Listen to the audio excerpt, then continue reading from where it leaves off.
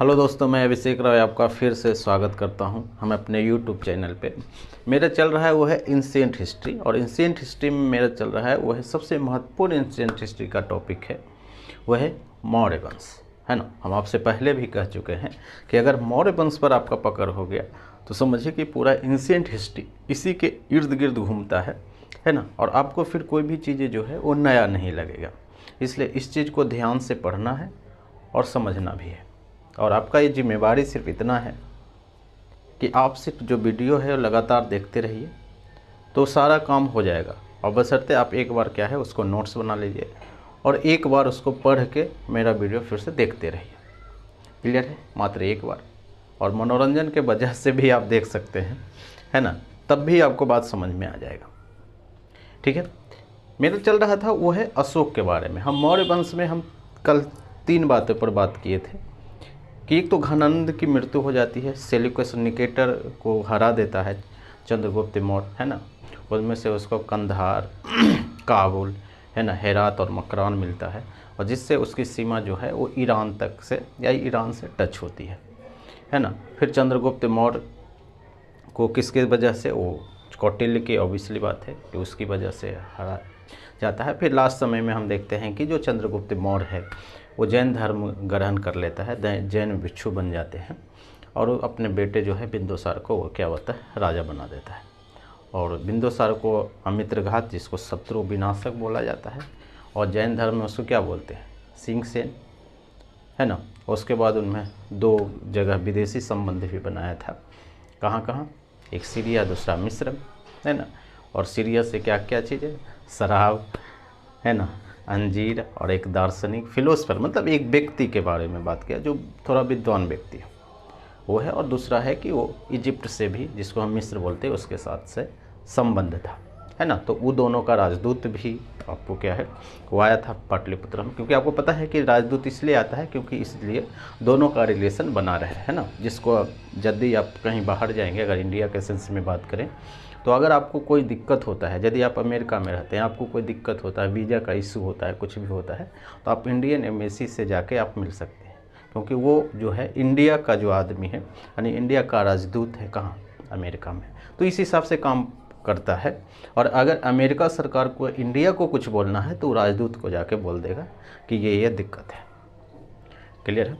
तो ये पूरा सिस्टम होता है राजदूत का। इसके बारे में क्योंकि हम सेल्यूकस निकेटर का राजदूत रहता था, किसका, मेगास्थनीज, और ओबियसली बात है कि वो पाटलिपुत्रा में ही रहेगा। जैसे अभी जो है भारत में जो भी जहाँ का भी राजदूत है वो क्या होता है, राजधानी में ही रहता है, कैपिटल में। जैसे अभी आप देखेंगे साउथ दिल्ली जाएंगे तो सबका जो है अमेरिका का, चाइना का, है ना, इस सब का जो एम्बेसी है वो कहाँ है, दिल्ली में है ना।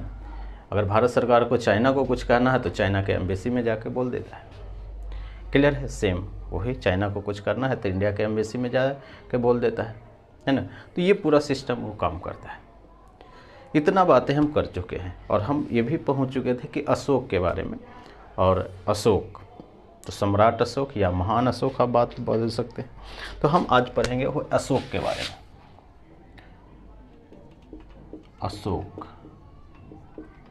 अशोक किसका बेटा है?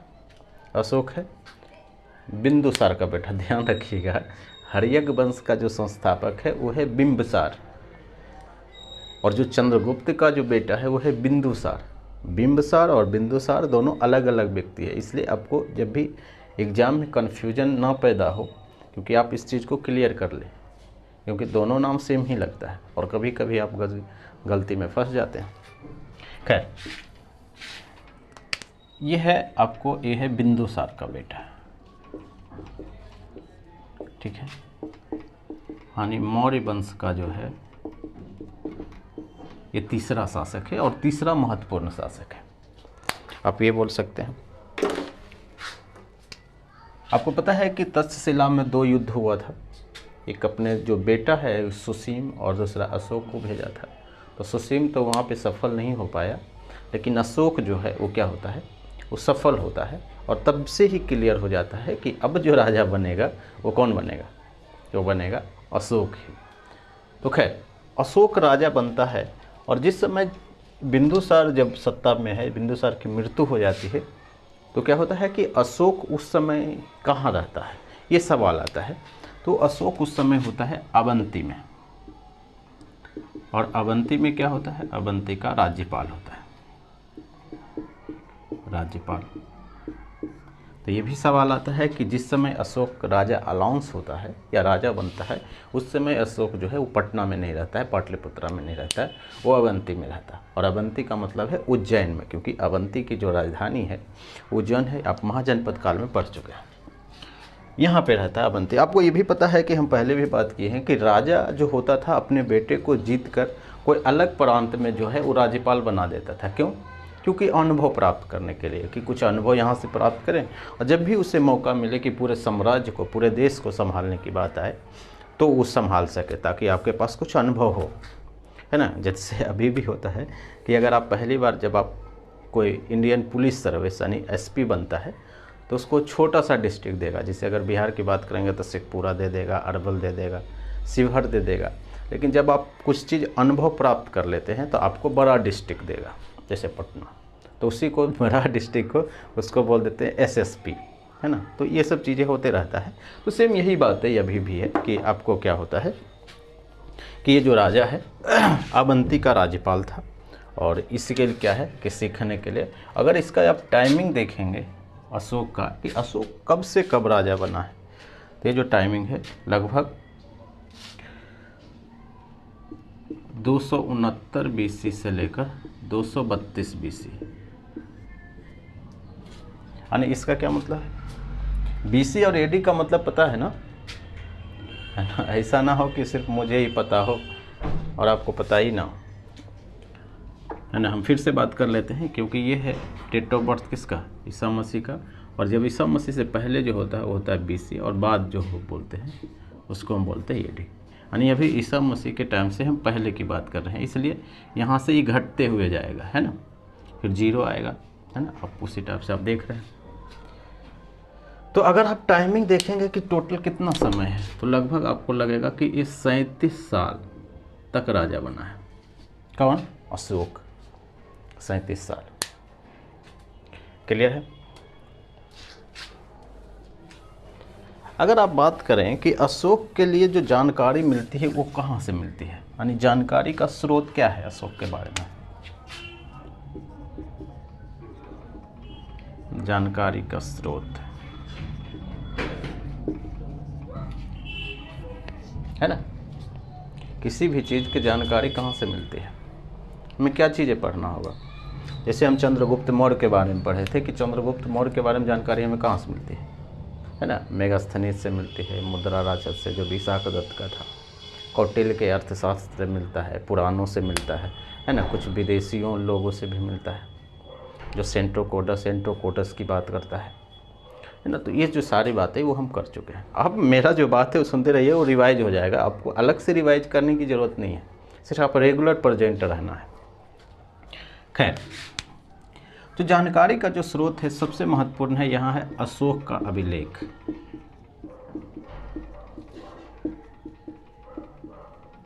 अशोक का अभिलेख का मतलब है शिलालेख। शिलालेख का मतलब होता है कि पत्थर पर जो चीज़ें लिखा हुआ है ना। हम पढ़ते हैं कि जो ये शिलालेख इसलिए लिखा जाता है क्योंकि राजा को अगर कोई भी बात बोलना है, कोई भी चीज़ें कहना है, तो उस शिलालेख में ही लिख के क्या होता था, उसको खड़ा कर दिया जाता था, है ना। जैसा कि हम पहले भी बात कर चुके हैं, है ना, उसका यही मतलब है। तो वो चीज़ें अशोक के टाइम में बहुत ज़्यादा हुआ, है ना। बहुत सारा चीज़ें जो है वो अशोक के बारे में वो चीज़ें लिखा गया। और अशोक के बारे में अगर हम पढ़ेंगे तो 3 टाइप का शिलालेख का बात करता है इसमें, कम से कम आपको ये बात पता होना चाहिए।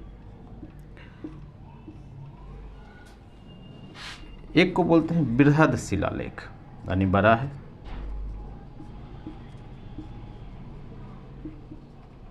बृहद शिलालेख। दूसरी हम बात करेंगे वो है लघु शिलालेख,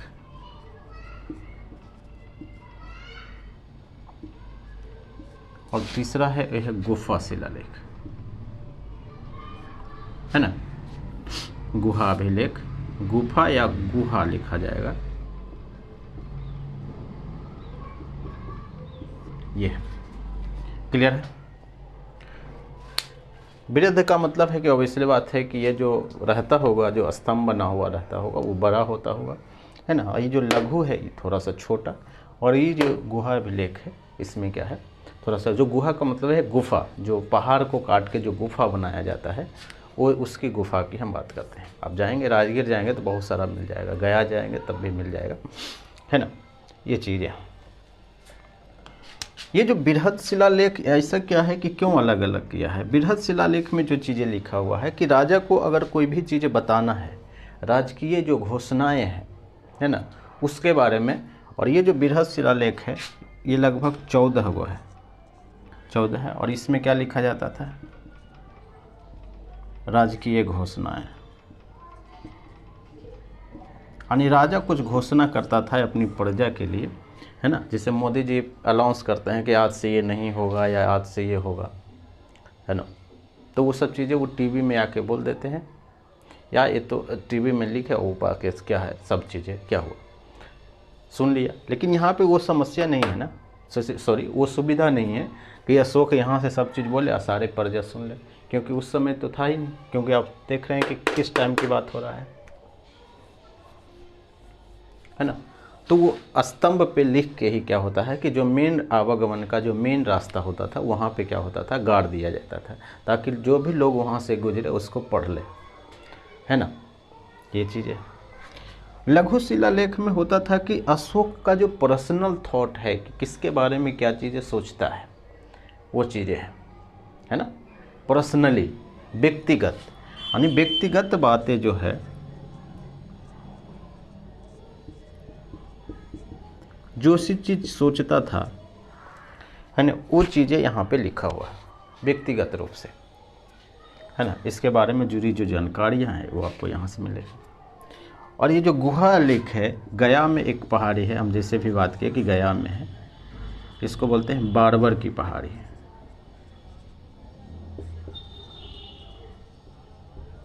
है ना। अभी भी जाएंगे वो मिल जाएगा।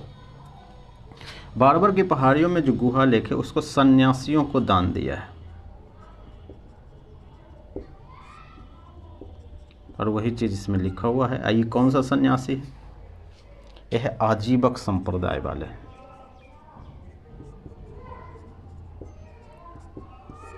और आजीवक संप्रदाय कौन मानता था, बिंदुसार। और आजीवक संप्रदाय क्या मानता था कि सारा चीज़ें जो जीवन में है वो फिक्स है, इसमें हमारा कुछ नहीं है, हमसे कोई करवा रहा है ना। ये चीज़ है। तो वही आजीवक संप्रदाय, क्योंकि इसके जो अशोक के पापा थे, है ना, वो मानते थे, तो इसको क्या है कि रिस्पेक्ट देता था, इज्जत देता था। सन्यासियों को रहने के लिए जो है वो गुहा बहुत ज़रूरी चीज़ है ना। और उसी टाइप से होता है कर्ण चौपार। कुछ गुहा का नाम है, एक तो बारबर की पहाड़ी, एक का नाम है कर्ण चौपार, दूसरा है सुदामा गुहा, है ना। तो ये सब जो गुहा है वो इसी के टाइम में है। और ये अशोक है, और उसके बाद जब इसका जो है ना, अशोक का जो बेटा है दशरथ, उन्होंने भी जो है आजीवक संप्रदाय को है वो क्या किया है, दान में दिया है। यानी अलग अलग गुफाएं जो है वो काटने का मतलब क्या है कि पत्थर को, जो पहाड़ को काट के गुफा बनाया जाता है उसको हम बोलते हैं। और उसका कुछ नाम दिया है, जैसे बारबर की पहाड़ी या कर्ण चौपार, है ना, सुदामा गुफा। ये सवाल आता है कि किसको दिया गया है। तो यहाँ पे दिमाग में आपको बौद्ध नहीं आना चाहिए, क्योंकि सबसे ज़्यादा महत्वपूर्ण व्यक्ति जो बौद्ध को मानने वाला वो अशोक ही है। तो जब आप पूरा पढ़ेंगे तो आपके दिमाग में बौद्ध ही चलेगा। लेकिन यहाँ पे क्या है, वो आजीविकों के लिए दिया है, आजीवक सन्यासियों के लिए दिया है, ठीक है। तो ये है अशोक के शिलालेख। और अशोक के शिलालेख से हमें दो चीज़ें, एक तो पता चलता है कि अशोक का नाम क्या है और इसका क्षेत्र कहाँ कहाँ से तक है, ये पता चलेगा ना। कि जब राजकीय घोषणा है, ये राजकीय घोषणाएं किस किस एरिया में है। जैसे मान लीजिए कि ऐसे करता था, जैसे मान लीजिए ये पूरा अशोक का एरिया है ना। तो अगर यहाँ पे पूरा व्यक्ति को अगर जानना है तो क्या करता था कि मान लेते हैं कि कुछ को मान लीजिए कि कुछ रोड है, यहाँ पे एक रोड है, तो इस एरिया में यहाँ पे क्या किया, इस शिलालेख खड़ा कर दिया।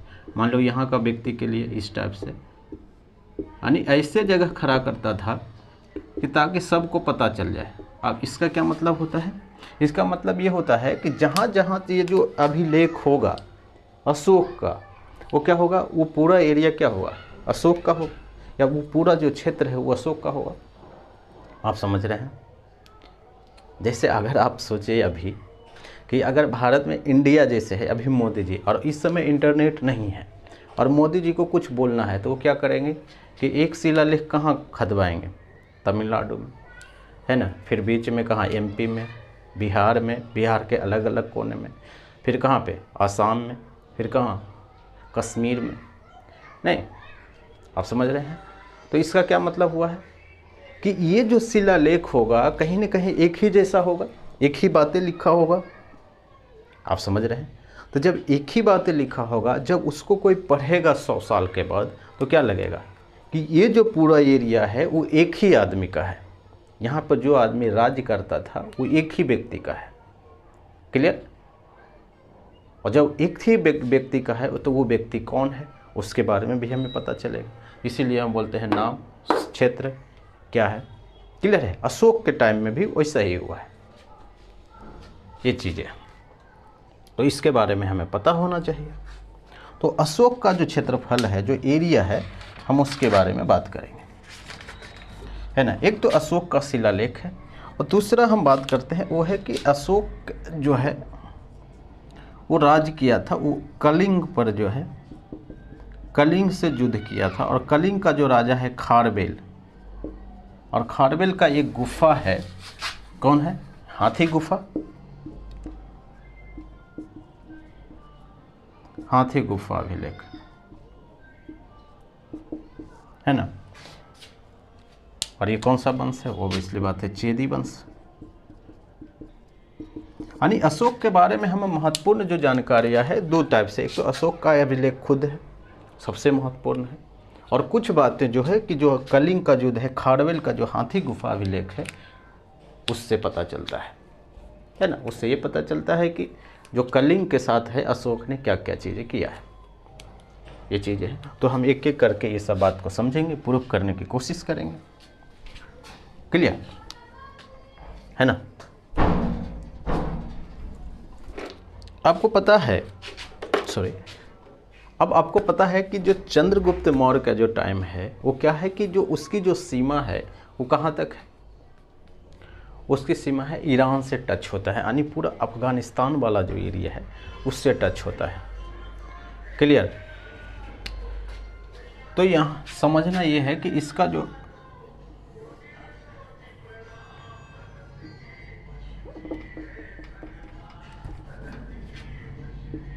नॉर्थ, साउथ, ईस्ट और वेस्ट,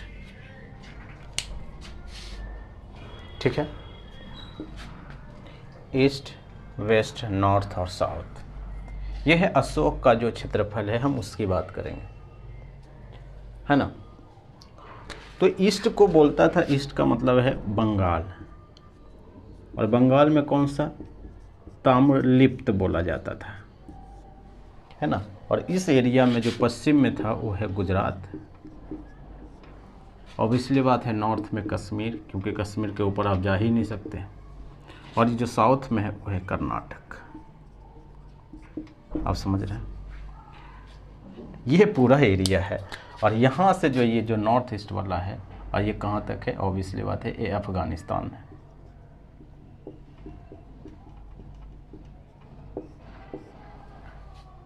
क्लियर है। और ये हमें कैसे पता चला, क्योंकि अशोक का जो शिलालेख है इस सारे एरिया में एक ही जैसा है, नहीं, ये चीज़ें हैं। क्लियर। कर्नाटका, कश्मीर और ये अफगानिस्तान है। तो यहाँ पे एक सवाल भी आता है कि जैसे ये जो गुजरात है, गुजरात में कौन सा अभिलेख है, तो गुजरात में जिससे हमें पता चलता है गुजरात तक है वो कौन था, वो था जूनागढ़ अभिलेख। जूनागढ़ एक जगह भी है, कहाँ, जूनागढ़, या इसको हम बोलते हैं गिरनार, जूनागढ़ अभिलेख, है ना, या गिरनार। और इसको किसने बनाया था, रुद्रदामन ने बनाया था। ये बहुत फेमस भी है। रुद्रदामन कौन सा, शक का राजा है, आगे हम पढ़ेंगे भी, लेकिन सिर्फ आपको सिर्फ इतना ही समझना है। अगर आप कर्नाटक की बात करेंगे तो कर्नाटक में कौन सा आता है, जैसे मास्की। आगे हम इस सब पर भी बात करेंगे कि कर्नाटक में जो एरिया है, और यहाँ पर एक कश्मीर में एक क्या जगह है, उसका नाम है कल्हन। कल्हन एक लेखक है, उसका पुस्तक का नाम है राज तरंगनी है ना। तो कभी कभी सवाल ये भी पूछता है कि जो राज तरंगनी है वो किसके बारे में जानकारी देता है, तो किसके बारे में देता है, वो अशोक के बारे में भी जानकारी देता है। ये जो पूरा एरिया है वो है अशोक का, है ना। और अशोक इस एरिया में जो है वो अपना जो है शिलालेख वो क्या किया है, तो अगर हम इसको मिटा दें बीच वाले को, है ना, ये यहाँ ही रहेगा, और इसको हम क्या करते हैं, मिटा देते हैं। जैसे अगर आप ऐसे समझें, जैसे ये है, ये है, ये है, ये है, और इधर से हम ये मान लेते हैं। इस एरिया में इसका पूरा शिलालेख जो है वो फैला हुआ है। आपको पता है कि जो शिलालेख है ना, वो अलग अलग समय के साथ अलग अलग वो चेंज हुआ है, उसमें लिखावट में चेंजिंग हुआ है ना। एक ही लिपि में नहीं लिखा गया। जैसे अभी आप जितना भी लिपि लिखेंगे देवनागरी में ही लिखे, अगर इंग्लिश में है तो रोमन में लिखेंगे, है ना, यही है ना। अगर अभी मोदी जी कुछ भी लिखेंगे तो आप दोनों चीज़ें से लिखते हैं, या तो हिंदी में लिखेंगे या तो इंग्लिश में लिखेंगे, है ना। अगर उनको शिलालेख बनाना हो तो या तो दोनों में लिखेंगे, अगर हिंदी में लिखेंगे तो देवनागरी में लिखेंगे, है ना, और अगर इंग्लिश में लिखेंगे कौन सा लिपि लिखेंगे, रोमन लिपि, है ना। तो यहाँ पे जो शिलालेख है, लगभग जो भारत में जो एरिया है उसमें से मैक्सिमम शिलालेख है वो है ब्राह्मणी लिपि में।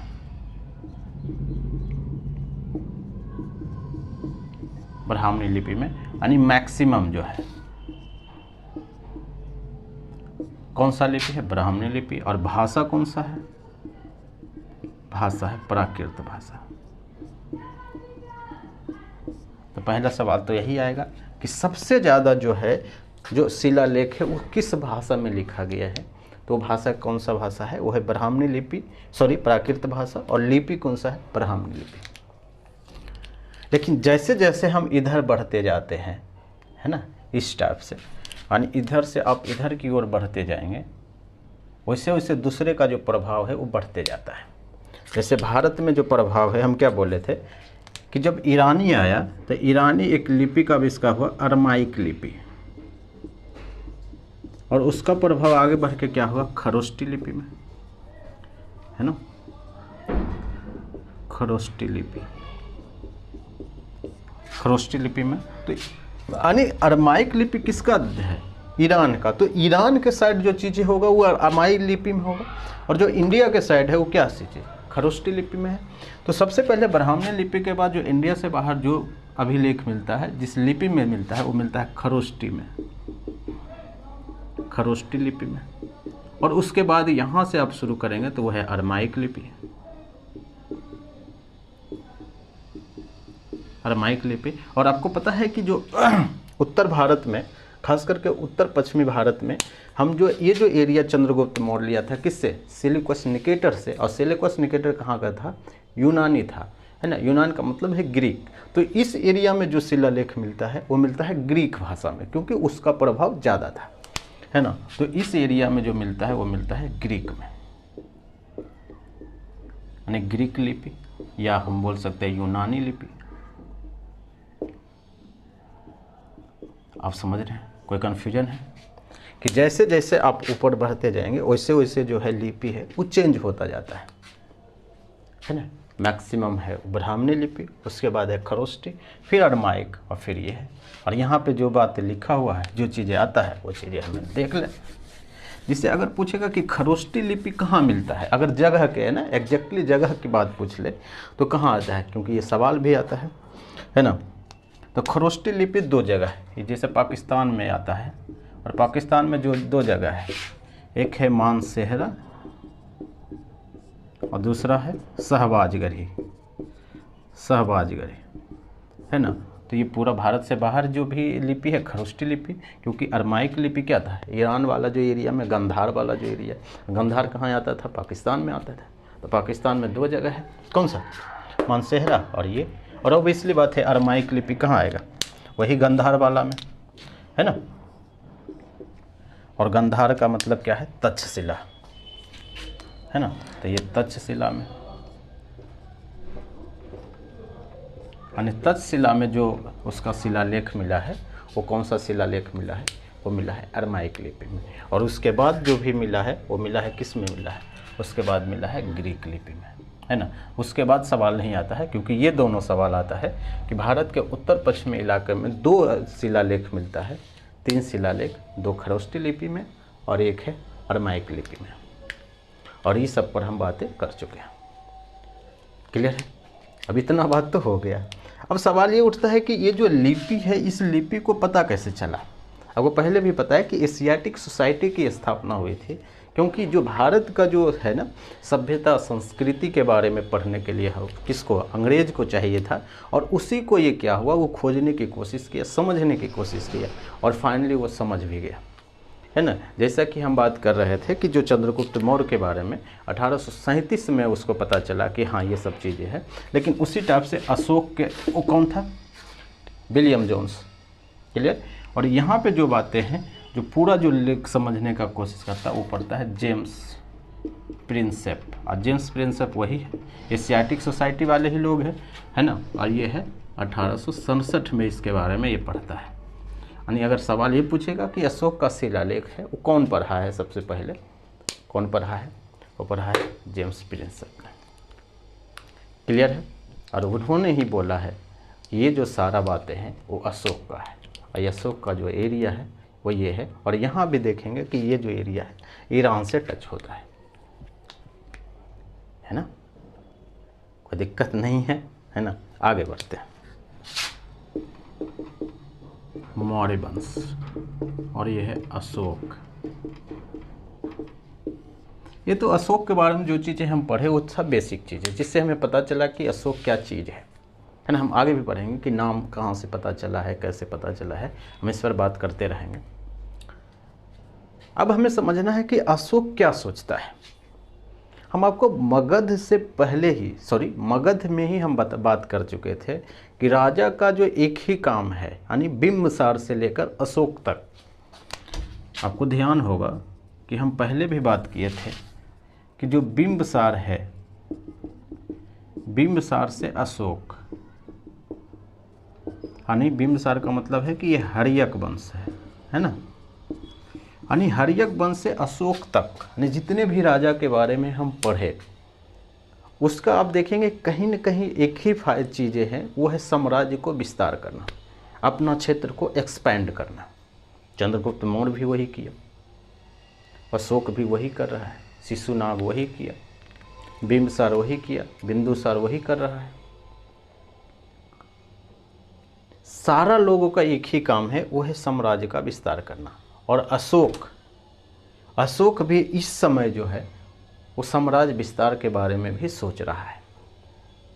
क्लियर है। तो इसका जब भी वो राजा बनता है, जब ये अभिषेक करता है, राज्याभिषेक के, यानी जहाँ से ये राजा बनता है, राजा बनने का मतलब है गद्दी पर बैठता है।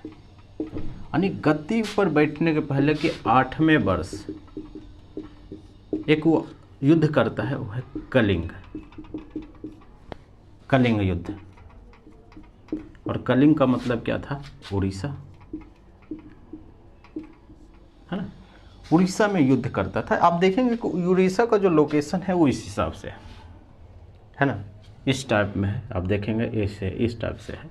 और यहाँ पे ऑब्वियसली बात है कि ये बंदरगाह भी यहाँ पर है ना। तो यहाँ से ट्रेड भी हो सकता है। तो ये तो बंगाल तो था, जैसे हम ताम्रलिप्त पर है, ताम्रलिप्त एक बंदरगाह है ना। तो ताम्रलिप्त तो था इसके कंट्रोल में, लेकिन ये कोशिश करता था कि मेरा जो है ये भी बंदरगाह हो जाए, एक ये है ना, ताकि व्यापार करना जो है वो थोड़ा सा आसान हो जाए या ज़्यादा व्यापार हो। एक तो ये है। तो ये जो कलिंग पर ये जो युद्ध किया है, 8वें वर्ष ये क्या किया है, कलिंग पर युद्ध किया। और कलिंग का जो राजा है और इस समय जो है वो है चेदी वंश। कौन सा वंश है, चेदी वंश। और चेदी वंश का है जो राजा है वो है खारवेल।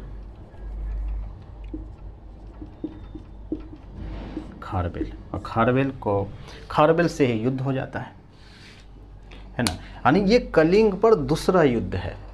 अगर आपको ध्यान हो कि कलिंग पर फर्स्ट बार किसने आक्रमण किया था, ये सवाल आता है। वो किया था महापद्मनंद, है ना, नंद वंश। और उन्होंने क्या किया था, जो जिनसेन की मूर्तियां हैं उसको लेके कहाँ आ गया था, मगध आ गया था, पटना आ गया था। ये दूसरा व्यक्ति है अशोक, जो कलिंग पर क्या कर रहा है, युद्ध कर रहा है, कलिंग से लड़ रहा है। अब आपको समझना है कि जो कलिंग पर युद्ध हुआ और भयंकर युद्ध हुआ, ऐसा नहीं है कि छोटा मोटा युद्ध हुआ, भयंकर युद्ध हुआ। और उसमें क्या हुआ है कि अशोक की जो है वो विजय हो जाती है, अशोक विजय हो जाता है। ऐसा माना जाता है कि इस जो युद्ध है उसमें से लगभग 1 लाख लोगों की मृत्यु हो जाती है और लगभग 1.5 लाख लोगों को बंदी बना लिया जाता है। इस लेवल तक हुआ है। माने इतना खून बहा है इस युद्ध में, जिसमें अशोक ने बहाया है। जितने लोग बेघर हो गए, किसी का हाथ कटा हुआ है, किसी का पैर कटा हुआ है, किसी का फादर मर गया, किसी का बेटा मर गया, किसी का बेटी मर गया, भयंकर, जिसको मिला जो ही मार दिया, पूरा ज़बरदस्त तरीके से। फाइनली जो है वो जो है अशोक की जीत तो हो ही जाती है, लेकिन अशोक का इतना बड़ा दुख होता है कि हम किसके लिए इतना जो है वो युद्ध किए और इतने लोगों को हम मार दिए।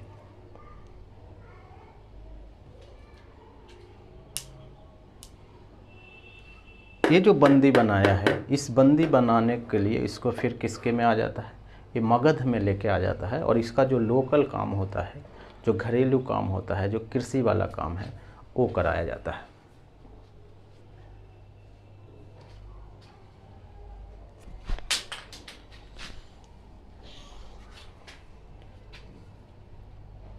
अब इतना खून जब बहा, इतने लोगों का घर तबाह हो गया, पूरा उड़ीसा बर्बाद हो गया,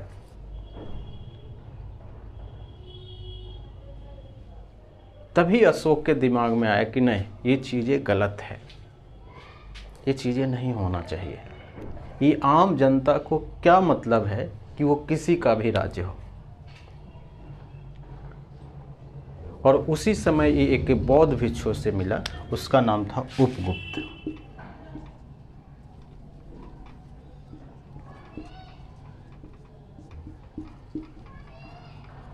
यह है बौद्ध भिक्षु।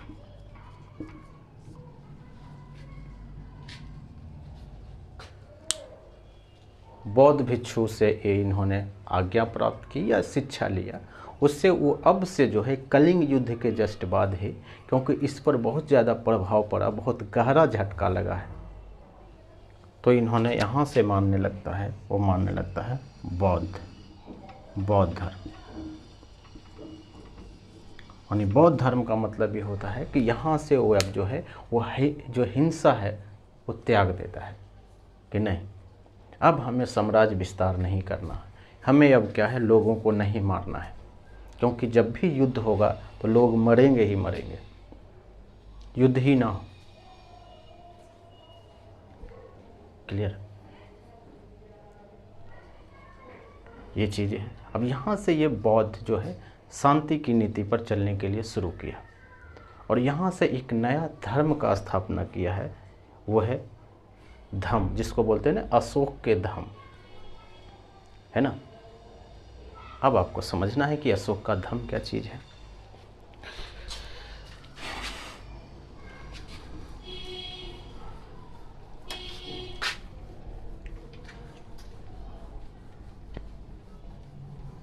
ये जो कलिंग विजय है, आपको ध्यान रखना है, कलिंग का युद्ध है, यू है 13वें शिलालेख में, है ना। तो ये बात आपको वहीं पे लिख लेना है। 13वें शिलालेख में लिखा गया है कि जो कलिंग का युद्ध है वो यहाँ पे है, ठीक है। ये चीज़ है 13वें शिलालेख से पता चलता है, तो ये सवाल भी बनता है। खैर,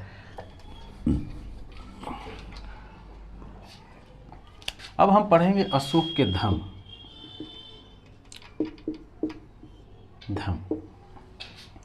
क्योंकि अशोक धर्म का बेसिकली क्या मतलब है?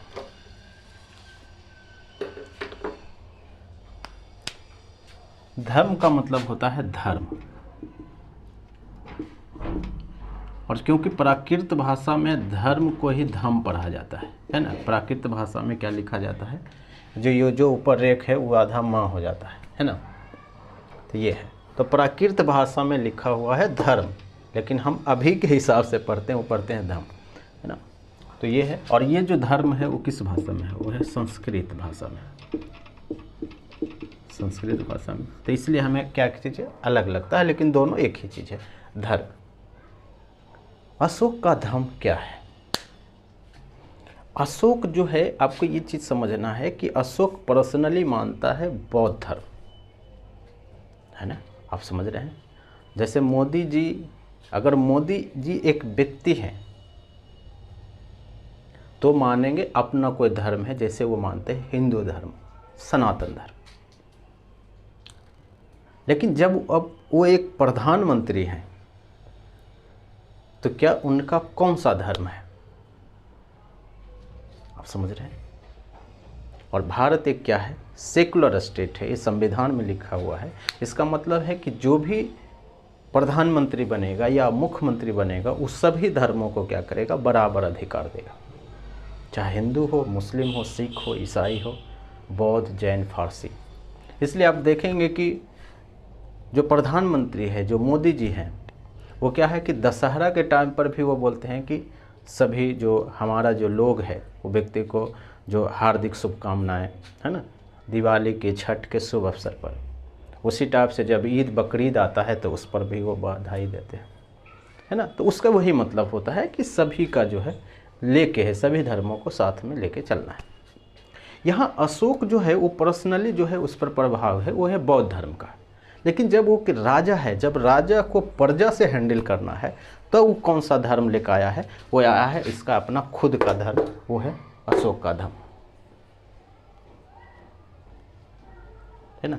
अब अशोक का धर्म ये क्यों लाया है, इसका उद्देश्य क्या है, हम इसके बारे में थोड़ा सा समझ लेते हैं बैकग्राउंड को, कि इसके पीछे इसका क्या लॉजिक है। जो हम पहले समझा रहे थे कि उसको ज़्यादा दिक्कत हो रहा था, है ना, ठीक नहीं लगा, बहुत सारा खून बहा, है ना, बहुत सारे लोग अनाथ हो गए, क्या वो लॉजिक है कि दूसरा कोई लॉजिक है? हम इसको समझने की कोशिश करते हैं। अशोक का धर्म का उद्देश्य क्या है?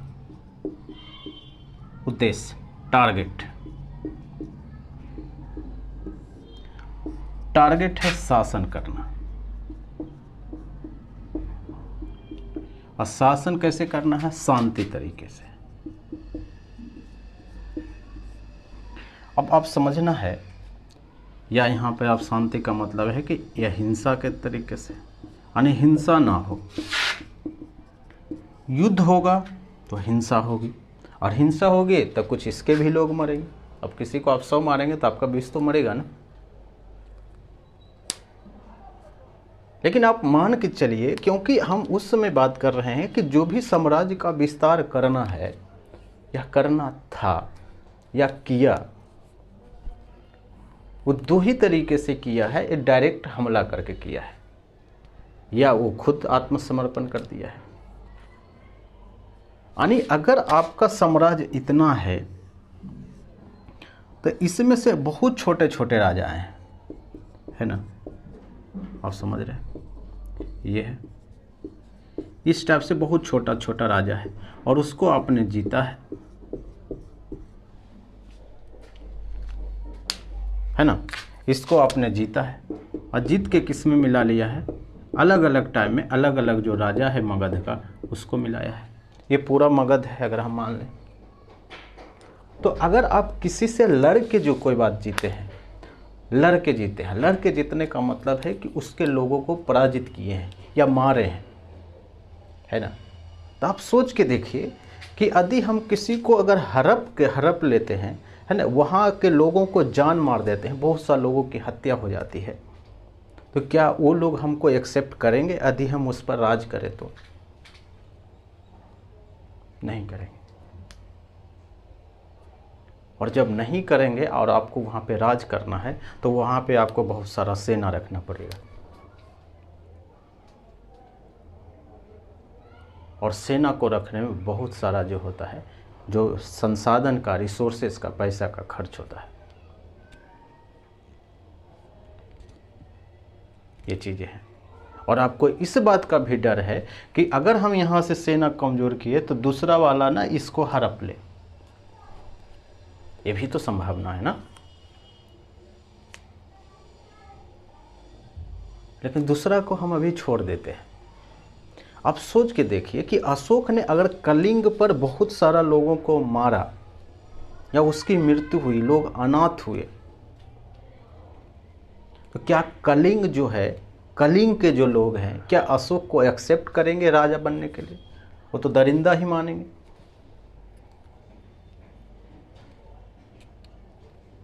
यही हुआ कि यहाँ पे बहुत सारा जो है उस सेना रखने की ज़रूरत है, और हो सकता है कि उतना सेना इसके पास हो ही ना। यार ऐसे भी क्या होता है कि बीच बीच में जो है दंगा फसाद होते रहता था, कोई न कोई हंगामा करते रहता है ना, क्योंकि सबको दर्द हुआ है ना, सबको परेशानी हुआ है, जितने भी लोगों को वो हड़पा है, चाहे कोई भी राजा हो। अशोक की ही बात नहीं कर रहे हैं, वो राजा को एक्सेप्ट नहीं करेगा वहाँ के प्रजा। तब आपके पास दो ही तरीका बचता है। एक तरीका तो ये बचता है कि ऐसा कुछ किया जाए, एक तो आप सेना रखिए, उसको दबा के रखिए, कुछ भी आवाज़ निकला दबा दिए। एक दूसरा तरीका होता है कि आप क्या है कि उसको बताए, वो आवाज़ उठाई ही मत, नहीं उठाए, है ना, यानी आप उसका दिमाग को मैनेज करें। समझ रहे हैं?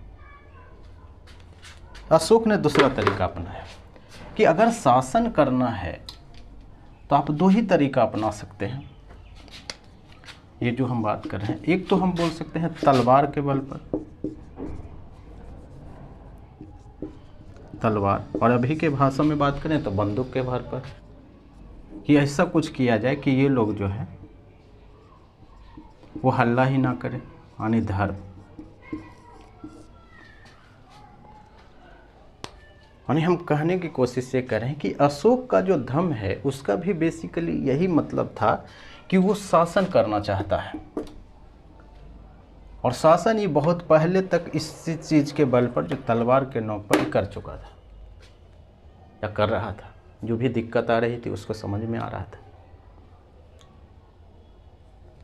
और समझ रहे हैं? और धर्म में कौन कौन सा चीज़ लिखा, ये बड़ा महत्वपूर्ण है कि जो जो व्यवहारिक चीज़ें हैं उसके पर वही सिर्फ लिखा है। अशोक का धर्म है। धर्म का मूल चीज़ क्या है? आपको क्रोध ना आए,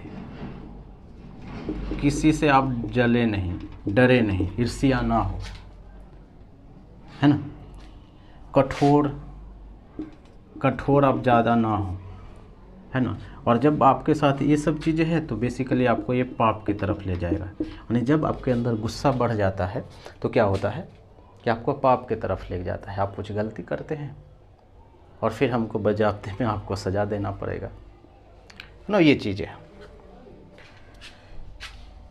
ये बोलता है कि अशोक का जो मेन तत्व है, एक तो है कि पाप आपको नहीं करना है, दूसरा है ये बोलता है कि पाप रहित होना। ऑब्वियसली बात है, पाप रहित होना। और पाप कब होगा? जब आपको गुस्सा आएगा। और गुस्सा क्यों आता है? आप समझ रहे हैं ना, कि मार दिया है जो लोगों को, उस वजह से भी लोगों को गुस्सा आएगा। तो यहाँ बोला है कि गुस्सा नहीं आना चाहिए, गुस्सा करना बुरी बात है, ईर्ष्या नहीं करना चाहिए, दूसरे से जलना नहीं चाहिए। क्लियर? यहाँ लिखा है कि जीवों के प्रति दया का भाव रखिए, यानी कि आप विद्रोह नहीं करें। जीवों का मतलब यहाँ दोनों से है, पशु भी है और व्यक्ति भी है। जीवों के प्रति दया का भाव रखिए और एक दूसरे को आप हेल्प करते रहिए, मिलजुल के रहिए।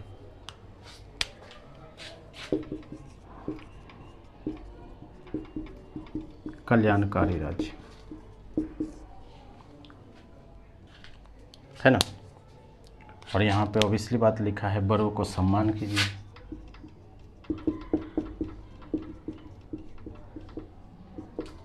और बड़ों को सम्मान में 2 बातें लिखा है, एक तो ब्राह्मणों को और दूसरा है राजा को। क्योंकि अशोक अपने अथी में बोलता है कि सारी जो प्रजा है वो मेरी संतान है, मेरा बेटा है। समझ रहे हैं? बेसिकली इनका जो मानसिक स्थिति वो है अशोक का कि ये जितने भी लोग विद्रोह कर सकते हैं उसका दिमाग को समझा जाए, उसके दिमाग को मैनिपुलेट किया जाए। अब आपके दिमाग में आता है कि एक तो नया कंसेप्ट है, क्योंकि उसके पीछे लॉजिक भी है। हम देते हैं कि ऐसा हम क्यों कर रहे हैं। बड़ों की सम्मान करना, इसी को हम आगे बढ़ाते भी हैं। दूसरा है वो है बचत करना। बचत यानी खर्चा कम कीजिए। अशोक का धर्म में ही हम पढ़ रहे हैं कि आप खर्चा ना कीजिए। इनका मानना था कि जो खर्चा 2 ही चीज़ पे आदमी करता है, एक तो शादी में और दूसरा जब मृत्यु हो जाती है तब, है ना। पार्टी में एकदम शादी हुआ, पार्टी में पूरा 10 दिन तक पार्टी दे ही रहा है। तो ये जो शादी है इसमें खर्च कम करना है, बचत करना है, ताकि आपका जो भविष्य है वो काम दे। है कि जो गरीबी है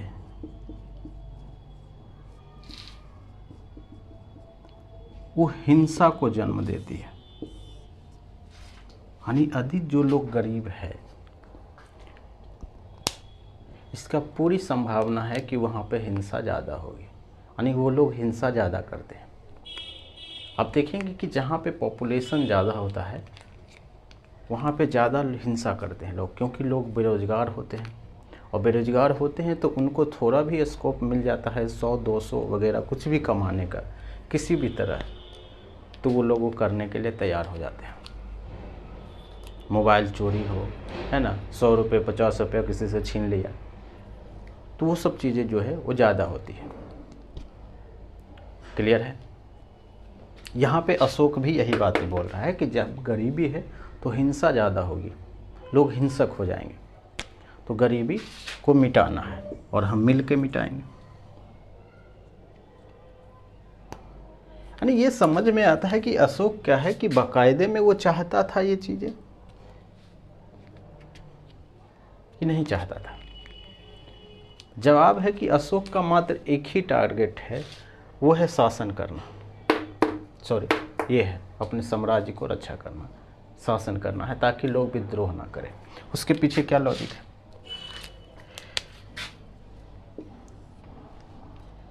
कि अशोक क्या चाहता है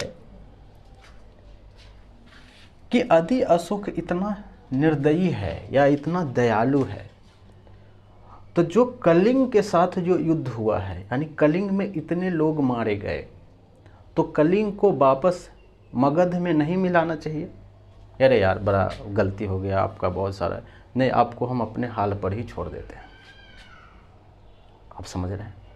वो भी नहीं किया है, कलिंग को मगध में मिला लिया। एक तो पहला टॉपिक है, यानी कलिंग को वापस जो है नहीं किया है। दूसरा चीज़ है, यदि वो इतना ही हिंसक है या हिंसा है, अपना अहिंसा को ही मानता है, अपना शांति चाहता है, तो पहला चीज़ तो ये है कि अशोक के पास जो इतनी बड़ी सेना है, क्योंकि उस समय के सबसे बड़ा सेना इसी के पास था, तो जो इतनी बड़ी सेना है उस सेना को कम करना चाहिए था।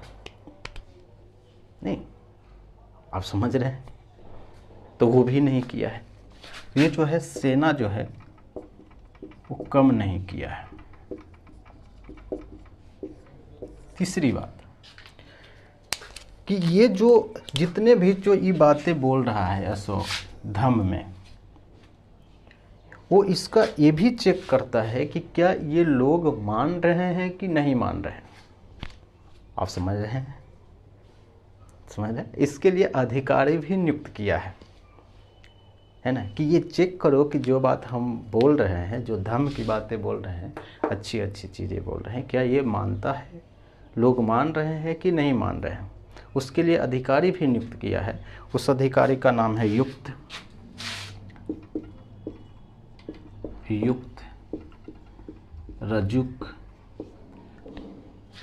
रजुक और प्रादेशिक। ये अधिकारी है। और ये क्या होता है, समय समय पर वो आते रहता है, वो चेक करते रहता है कि क्या धर्म को मान रहा है नहीं मान रहा है। और अगर जो नहीं मानता है उसको ये दंड भी देता है। आप समझ रहे हैं? यानी ज़बरदस्ती आपको मानना ही है, चॉइस नहीं है। ऐसा नहीं कि नहीं हमको नहीं मानना, आपका धर्म हम मानेंगे ही नहीं, ये नहीं करना है, ये नाटक नहीं करना है। क्योंकि ये जो अधिकारी है वो घूमते रहता था और समय समय पर पता करते रहता था, क्योंकि यहाँ पर खुफिया विभाग भी है। एक तो ये है। तो इससे क्या मतलब होता है कि इससे यही मतलब होता है कि बेसिकली इस सब का एक मतलब है कि जो अशोक का जो धर्म है उसमें से ये कहता है कि सहनशीलता होना चाहिए, दया होना चाहिए, प्रेम होना चाहिए, नहीं ये है। और उसको आपको ज़बरदस्ती मानना ही है। अब क्या जो अशोक का जो धर्म है बाकायदा में धर्म है या नहीं है, सवाल ये है ना। अब खड़ा तो हो गया, तो माना जाता है कि नहीं, अशोक का जो धर्म है वो कोई धर्म नहीं है। और यदि धर्म होता तो क्या होता? अगर धर्म होने के लिए क्या चीज़ जरूरी है?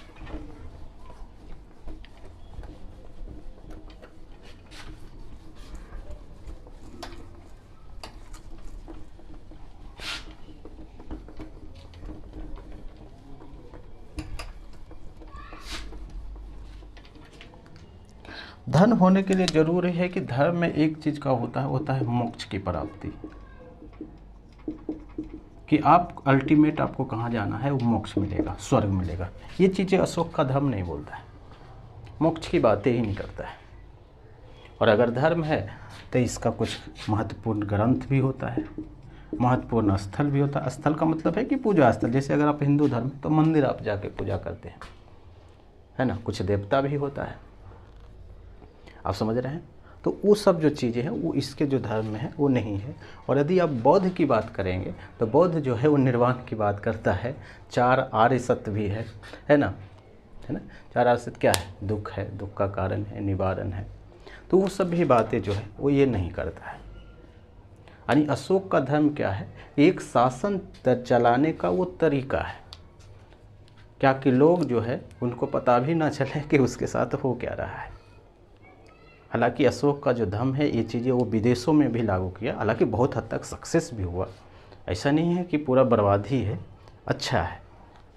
लेकिन एक नया कंसेप्ट है जो अशोक लेकर आया था, इसलिए बहुत ज़्यादा फेमस भी हुआ। क्लियर है? तो ये है अशोक का धर्म। हम इसके बाद आगे पढ़ेंगे कि अशोक के आगे क्या क्या चीज़ें किया है। ठीक है, थैंक यू।